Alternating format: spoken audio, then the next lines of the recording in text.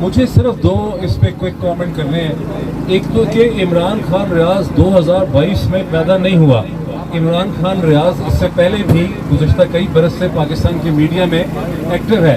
وہ اچانک ہی 2022 میں کیسے غدار ہو گیا، جبکہ اس سے پہلے اس کو پروسٹیٹ سمجھا جاتا تھا، اس کو بوٹ پالش کہا جاتا تھا، اس کو ریاست کا ہونے کا الزام لگایا جاتا تھا. تو یہ اچانک فرق کہاں سے پڑ گیا؟ دوسری بات ہے کہ جو چیز ہم نے کل رات کو دیکھی ہے کہ پاکستان کی اپنی تاریخ حالانکہ بڑی مشکل ہے، بڑی بدنصیب تاریخ ہے صحافت کے حوالے سے، لیکن یہ ایک ہم نے نیا لو دیکھ لیا ہے پچھلے 22 25 30 برس کا. یہ 1980 کی یاد تازہ ہو گئی ہے جب کسی صحافی کو گرفتار کیا گیا.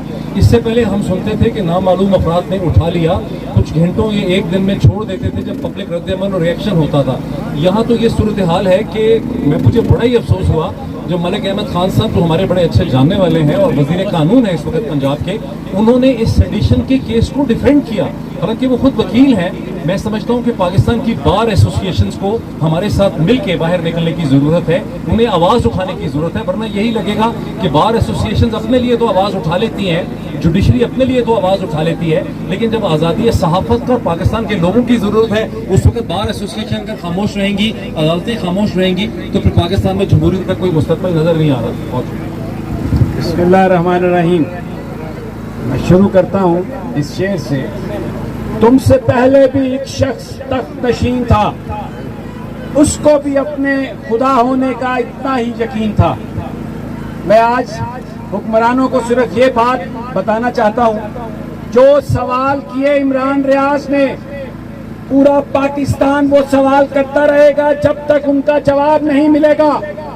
ان کرپٹ لوگوں کو کس نے مسلط کیا پاکستان پر، جن کے بارے میں تم کہتے تھے کہ یہ بے ایمان ہیں، یہ غدار ہیں، یہ ملک کے دشمن ہیں؟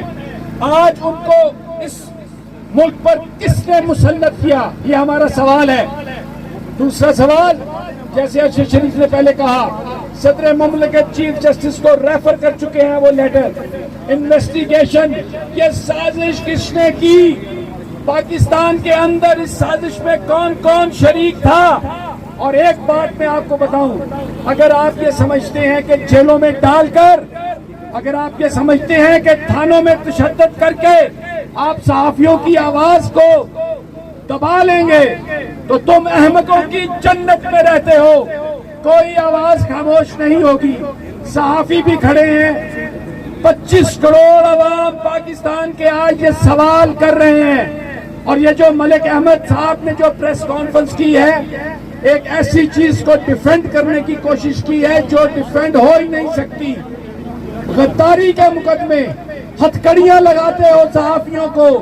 میں یہ نعرہ لگاتا ہوں عمران ریاض کا، آپ اتنی اونچی آواز میں اس شدت سے جواب دیں کہ یہاں سے تھوڑی دور بیٹھے ہوئے حکمرانوں کو اس کی آواز جائے. عمران ریاض زندہ باد، صحافتی آزادیاں زندہ باد، ظلم کے ضابطے ہم نہیں مانتے، ظلم کے ضابطے ہم نہیں مانتے. پاکستان زندہ باد، عمران ریاض زندہ باد، آزادی صحافت زندہ باد. Thank you.